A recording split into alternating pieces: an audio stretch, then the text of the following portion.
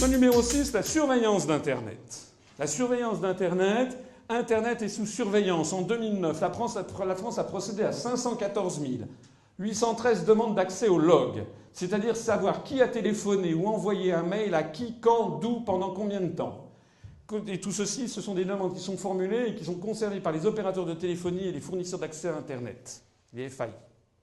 La volonté de surveiller les internautes a découlé des attentats du 11 septembre et pour suivre les recommandations européennes. Toujours.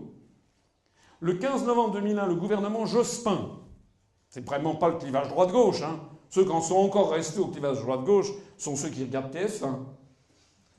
Le 15 novembre 2001, le gouvernement Jospin a obligé les fournisseurs d'accès à Internet à stocker pendant 1 an les logs, justement.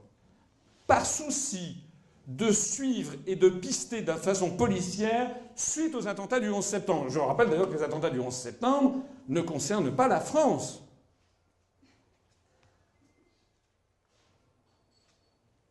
La loi sur la sécurité intérieure LSI du 21 janvier 2003 a rendu ce dispositif définitif.